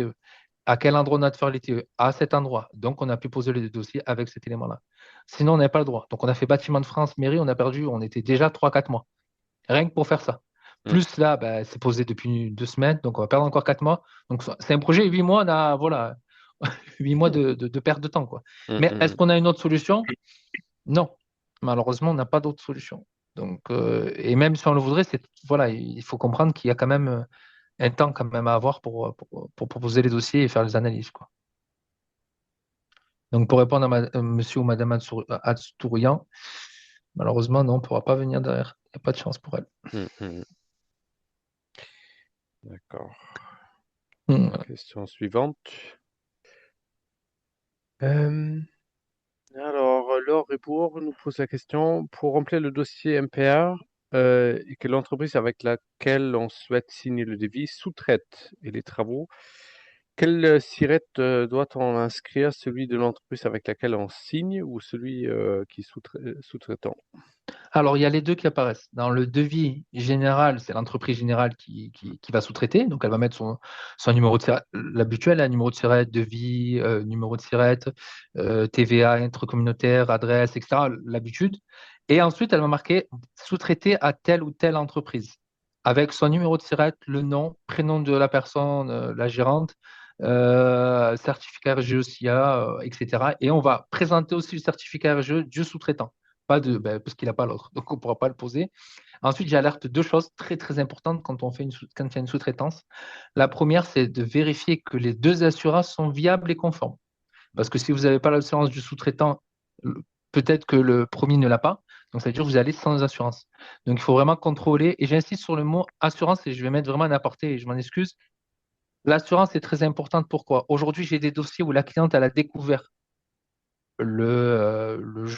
après travaux, la réception, que l'installateur n'avait pas d'assurance pour réaliser les travaux. En fait, il lui a fourni, mais c'était une fausse. Donc, comment elle a su cette manière-là, c'est que comme elle a eu des problèmes avec l'installateur, elle a appelé l'assurance et l'assurance a dit non, non, il n'a pas le droit de faire ça. Quand Mm, c'est de la mm, climatisation, etc., c'est grave, mais ça peut passer dans le sens où ça va être difficile. On ne va pas abîmer énormément la maison et on peut se débrouiller financièrement à compenser cette perte-là. Si maintenant c'est structurel, c'est du bâtiment et que vous avez un problème plus tard, ah ben alors là, c'est catastrophique. mm, Même de l'isolation, ça peut être catastrophique parce que l'isolation, c'est mal posé, mal installé. On a souvent de l'humidité accaparée, etc. Et puis, c'est catastrophique. mm, mm. Donc, je conseille vraiment de faire des analyses d'assurance et d'appeler les assurances à chaque fois. Je le fais depuis 2 3 mois, hein. Depuis que j'ai eu ces problèmes-là, j'insiste sur l'importance de regarder les assurances. Je le faisais un peu moins en début d'expérience, en début quand j'ai commencé à être marre. Et c'est vrai, quand on est marre, au fur et à mesure du temps, on s'améliore. On a un RX plus important, vraiment, on devient beaucoup, beaucoup plus compétent avec le temps. Voilà. Mm. Ok. Alors, la question suivante. Sur une copro d'un étage, la personne occupe le premier. Est-ce qu'on peut faire l'ITE sur le premier étage uniquement? Non, Ah, malheureusement, c'est une copro entière. Et, et c'est pas le même du tout. Vous passez pas par la même manière de faire. ouais. Mm. Et encore une question sur les copropriétés. Donc, la personne doit refaire la toiture, étanchéité, isolation. Alors, pour toutes les parties copropriété, bah, petites ou grandes copropriétés, nous, au sein de nos structures, donc France Rénov', on a des collègues qui travaillent uniquement avec les copropriétés parce que l'approche est quand même assez différente Mm. Exactement. avec les votes en AG, etc. Mm. Mm. Pareil, Les aides sont différentes. les aides sont différentes, Exactement. donc la procédure. Là, je vous invite de regarder les autres webinaires qu'on a fait sur les sujets qui concernent les copropriétés. Donc, Et encore voilà. mieux d'appeler donc soit l'Orinov Énergie, soit les contacts que vous avez là directement. Ouais. Euh, on prendra en charge vos questions et votre projet. Mm. Et l'objectif pour ma société, c'est d'être marre et d'attaquer les copropriétés aussi en parallèle. Mm. Voilà, ça c'était une aparté.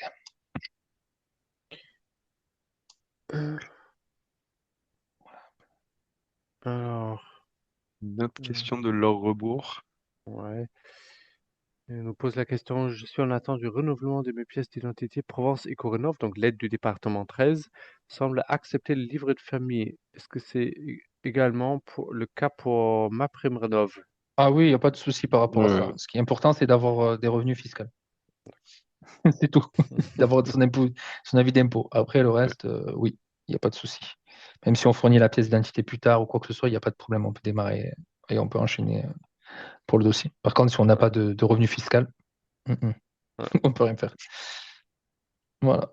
Une question Je sur crois ma... qu'on Ouais, vas-y. je crois qu'on revient sur la question ma prime rénov, ma prime adapte en même temps. Bon, on saute. Mm. Est-ce que Ça le passe pas en DPE... commission en même temps. Je réponds très rapidement. Ouais, Ou en tout cas, on n'a pas moyen de le savoir. ouais. Est-ce que le DPE est réalisé lors de l'audit? Non, lors de l'audit, il n'y a pas de DPE qui est réalisé. Nous, on fait qu'un audit énergétique. Le DPE ne peut être réalisé que par une certification spécifique que pas tous les auditeurs ou MAR ont. Je l'ai faite que cette année. Et moi, je la fais à la fin des travaux pour vous donner un certificat DPE. Voilà. En amont, il n'y a pas d'intérêt et il n'y a aucune aide et on peut faire aucun dossier avec un DPE. Il vous sert que pour la vente de la maison ou la location de la maison. Ok. Une question spécifique sur le financement. Quel sera le montant du PTZ et la durée, sachant que le montant des travaux éligibles sont de 62 000 euros et l'âge de la personne, c'est 63 ans. Alors, 73. Pardon, 73. 63. Ok, ça arrive, ça arrive. On ne peut pas faire une étude comme ça sans aller en Ouais, profondeur. Il faut vraiment étudier. Là, c'est voilà, c'est un peu, on peut pas. Malheureusement, ouais, moi, je veux pas aller. C'est très compliqué. Il y a tellement d'interrogations, ouais. de facteurs que Ouais. c'est pas possible de Qui faire de cette manière. je vous invite, comme pour la question de la copro, à appeler un de nos conseillers ou une de nos structures et on étudiera ça avec vous. Ensuite, il y a la question de qu'est-ce que c'est une MAR? Donc, on l'a C'est mon, expliqué. ouais, c'est mon accompagnateur Rénov, tout simplement, et obligatoire pour obtenir les aides de l'État. Euh, Voilà. on revient sur la question de la copro, uniquement sur une Ah, seule étage. Oui, mais c'est une copro quand même. Dès que c'est une copro, à part si vous êtes en monopropriété, c'est différent. Si vous êtes en ouais. monopropriété, on peut parler différemment. Mais et encore, on ne pourra même pas faire l'ITE parce qu'en fait, en mono, c'est que à ce jour, c'est que appartement par appartement. Et en copropriété, forcément, vous êtes obligé de passer, comme il a expliqué tout à l'heure, c'est un service, c'est une manière de faire différente. Mm. Ensuite, question pertinente de Laure et Bourg. Donc, peut-on signer les devis si c'est écrit dessus sous réserve de l'obtention du prêt à taux zéro et sous réserve de l'obtention de l'aide ma prime Radov? Alors, donc pour deux choses, je vais parler ce que je fais faire et est-ce que juridiquement c'est valable. Deux nuances. Oui, je demande ces mentions et je pratique souvent ces demandes-là à mes bénéficiaires. Est-ce que juridiquement c'est valable? J'avoue que j'ai un petit doute. Je ne suis pas là en profondeur. Ouais, Je laisse mes collègues me dire. Peut-être que je me trompe, hein, ça peut arriver. Je suis pas parfait non plus. Hein, je fais des erreurs. Est-ce que juridiquement, qu'est-ce que vous en pensez, messieurs? le problème là, il est même pas juridique. Si je comprends la question, encore une fois, c'est signer les devis avant obtention de l'accord de l'ANA, en tout cas de l'accord des financeurs, des aides, des dispositifs d'aide. Sous-entendu, commencer les travaux avant les demandes, enfin avant l'obtention des. Non, moi, oui, je suis d'accord. Et Mais j'ai là, par l'impression que contre, c'est ça la question. non. Alors, on peut le faire que si et seulement si on a déposé le dossier auprès de l'État. On a déposé. Dès qu'on a déposé, on pourra signer. Ah, c'est déconseillé, mais on peut le faire.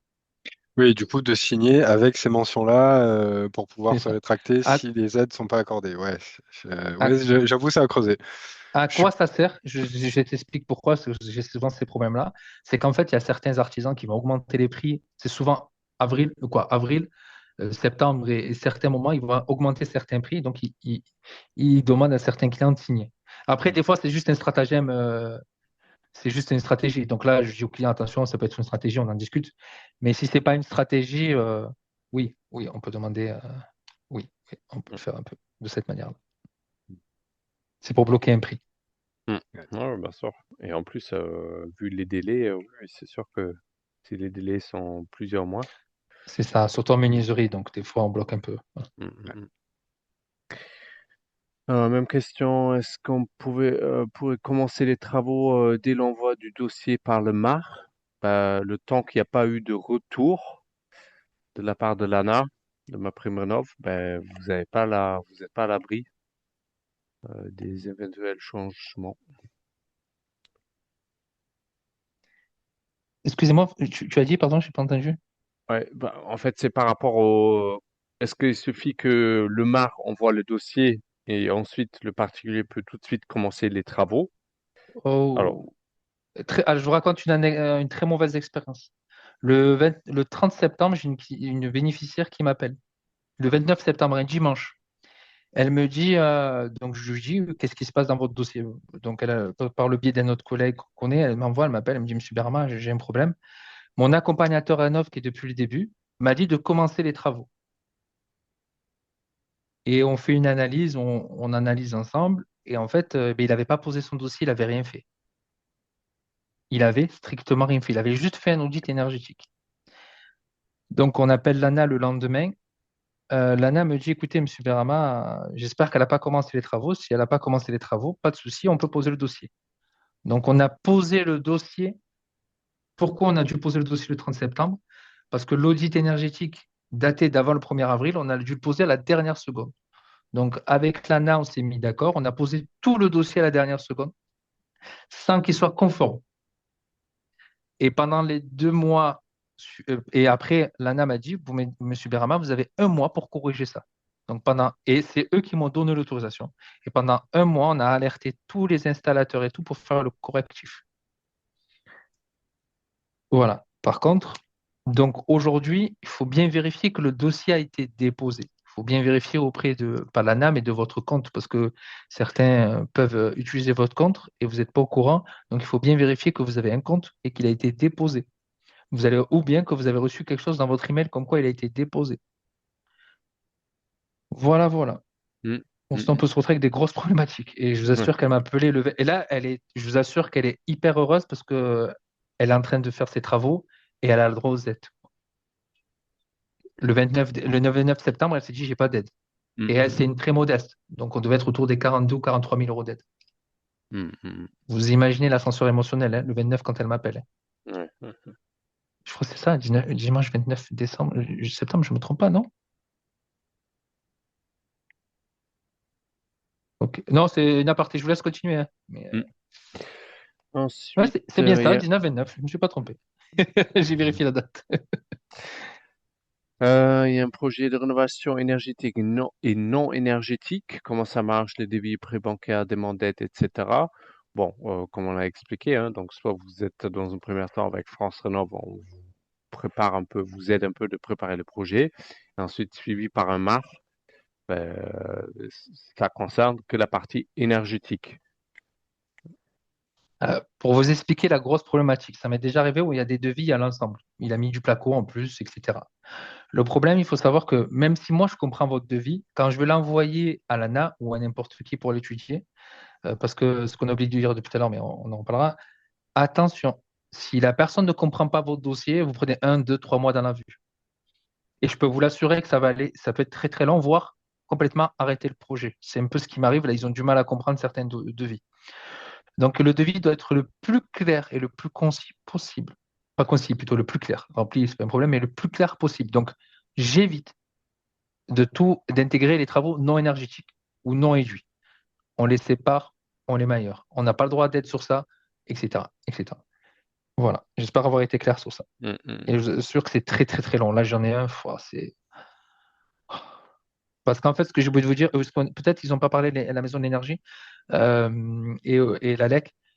Il faut savoir qu'en fait, vous êtes dépendant en fonction de vos revenus. Soit c'est le département qui étudie votre dossier, soit c'est le national.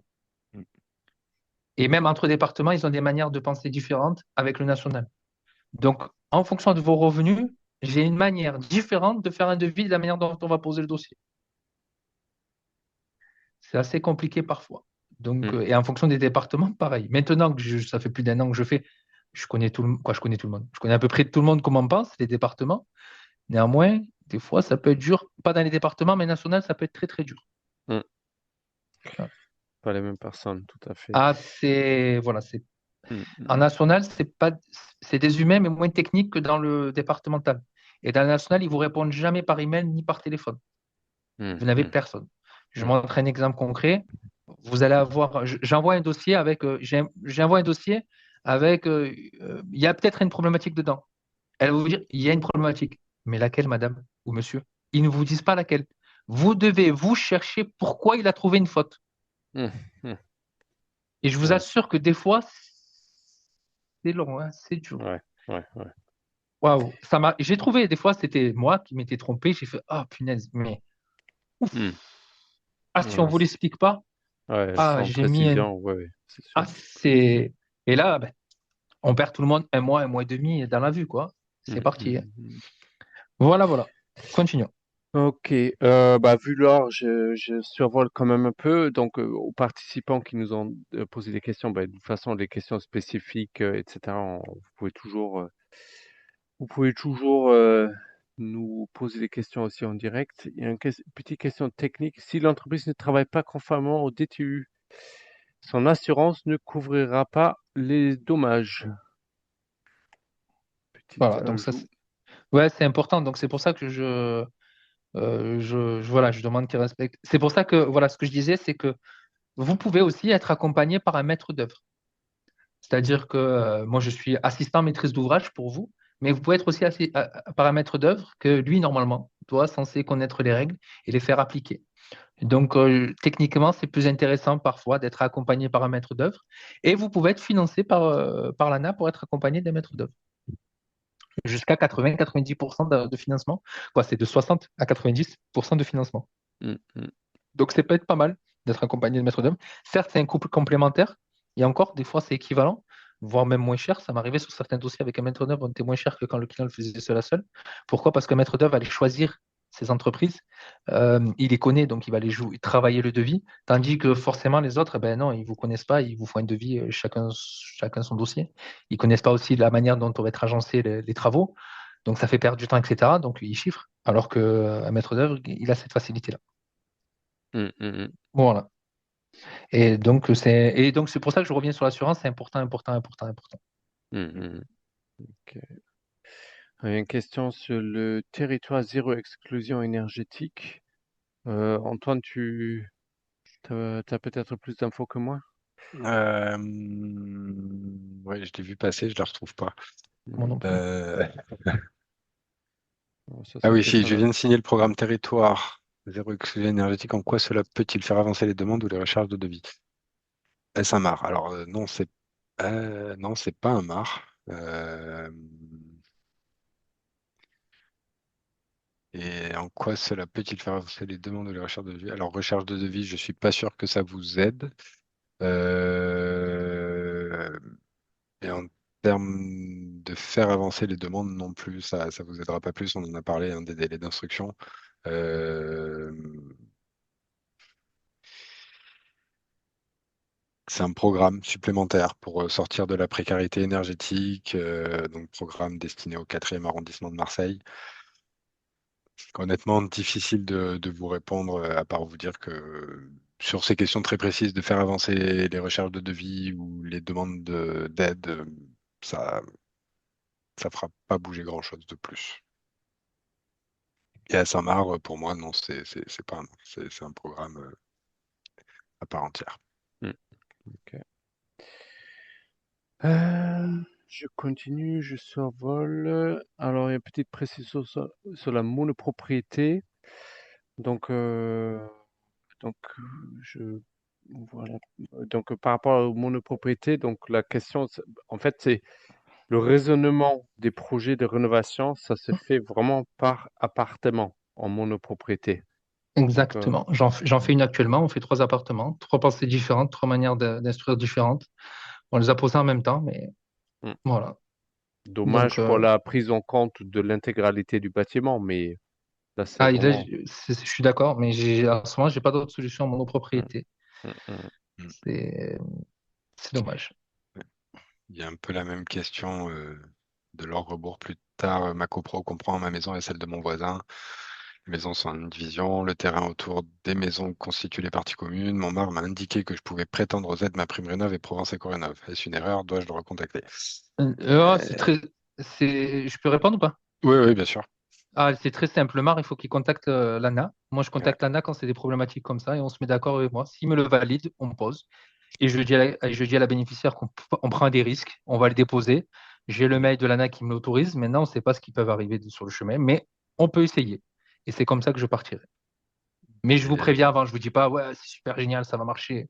Top, ouais, top, top. Non, non, non, par contre, quand il y a un risque, je le préviens toujours le bénéficiaire. ouais, de toute manière, toujours étape par étape avec l'ANA.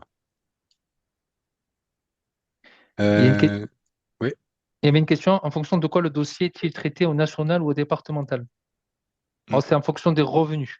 Si les revenus sont très modestes ou modestes, c'est le départemental. Et si vos revenus sont intermédiaires ou supérieurs, c'est le national. Le tableau, je pense que la LEC, il est dans leur site. Et il doit avoir le tableau là pas loin. On peut revenir sur le tableau, c'est pas plus mal aussi. C'est plus parlant. Non, tu n'as pas le tableau où ils Les énumèrent revenus. les revenus, non? Hmm, non, moi, je peux le chercher, mais non, là, comme Mais ça, voilà, pas non. ajouté. Ouais. Moi, si vous m'accordez 20 secondes, tu peux même le mettre quelque part. Je peux montrer. Hop là, les revenus. Et, hop, et je partage. Ouais, c'est bon, on le voit. On Ah le ben voit? voilà, c'est Ouais, bon. ouais. Voilà. Donc moi, en général, j'évite de parler de revenus modestes, très modestes, etc., intermédiaires. Je parle beaucoup de couleurs. C'est ma vision. J'ai bien aimé quand il avait intégré ça en 2020 l'ANA, donc j'ai continué depuis. Mm. Mm, Voilà. Il y a beaucoup de personnes qui me parlent TMO, MMO, mais je suis pas très fan. mm. Après, c'est ma vision. Je Ouais. pense que voilà, voilà. Donc, ce qui est important, c'est le nombre de personnes dans le ménage. Parce que souvent, on me dit, ouais, mais je suis 2 par 25. Le 0,25, en général, c'est un enfant à garde alternée. C'est considéré comme une personne à part entière. Pour tous. Que pour les impôts, c'est 0,25. Mais pour nous, c'est une personne. Donc, il est considéré dans le ménage une personne. Et bien Mm, sûr, pour l'autre foyer, pareil, il est considéré comme une personne. Donc, il mm, en vaut 2. mm. Il vaut très cher, celui-là. Mm. Voilà.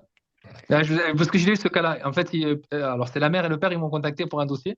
Ils avaient chacun leur maison parce qu'ils avaient divorcé, ils avaient acheté 2 maisons, ils voulaient faire des travaux. Et on parlait, Qui ils garde avaient un l'enfant. enfant. Non, mais ils gardaient l'enfant tous les deux. Ils avaient 0,25 chacun. Je dis, ben, Euh, pas de souci. Ben, vous savez, c'est le meilleur de vos enfants. Parce qu'ils sont passés en personne bleue. En fait, grâce à lui, ils étaient tous les deux en bleu. D'accord, Ils étaient très contents, vous imaginez même pas. Voilà. d'accord. Ok. Bon, vu l'heure, je pense qu'on va bientôt terminer. Deux, trois ouais. dernières questions. Alors, comment choisir un bon marc? Donc, je pense que ce soir, on a pu mettre en avant un bon marc. Ah, c'est Donc, gentil. une entreprise qu'on appelle référencée auprès de nos structures. Donc, la LEC et la Maison Énergie, donc France Rénov, un professionnel référencé, mais il s'engage dans une démarche de qualité auprès de nous, donc France Rénov, et avec qui on interagit régulièrement au quotidien tout ce qui est accompagnement du particulier, mais aussi lors des animations comme ce soir. Donc je pense que c'est un bon moyen pour, oui, pour trouver un bon marc. Il y a plusieurs choses aussi sur lesquelles je regarde. Moi, j'attire l'attention toujours sur les assurances. J'insiste sur ça, c'est important. Parce que je vous assure que je vois des choses des fois. Et Ouais. sur l'audit, après, vous le verrez pas, vous le verrez que par la suite, sur la qualité de l'audit, sur sa présence quand il vient, quand il fait l'audit. Moi, c'est Mm, ma vision, c'est vous êtes une personne, vous payez vous payez quelque chose pour qu'on vous accompagne. Donc, je vais être présent sur votre audit. J'ai beaucoup de dossiers, je ne vais pas vous mentir. Mais ça m'arrive, j'en ai eu un, deux où j'étais en retard. Et quand je suis en retard, ben, déjà, un, je m'excuse. Et deux, ben, j'ai attiré cette personne-là. J'étais tellement mal que j'ai fait plus que prévu encore pour elle parce que j'étais en retard. Donc, voilà, je suis allé une deuxième fois chez elle alors qu'on n'est pas obligé. Je suis allé représenter son dossier devant elle. On a fait des visios plus importantes. Voilà, j'étais tellement frustré de ne pas avoir répondu à son attente. Donc voilà, c'est à l'intérieur ce qui va structurer. Comment il va vous structurer. Ça, c'est important. Et c'est pas une question que de coût. Voilà, vraiment, j'alerte ça parce que quand on reçoit un courrier, un email avec Monsieur, bonjour, je vous contacte pour connaître le prix de pour un accompagnement. Non, moi, j'envoie. Ça m'intéresse pas. Il n'y a pas que le prix. C'est vraiment un vrai accompagnement. On est des humains, il y a les 4 éléments sur lesquels on travaille et lequel je tire votre attention, c'est le social. Voilà. Bon, Antoine, si tu es d'accord, je pense que c'était une très bonne conclusion.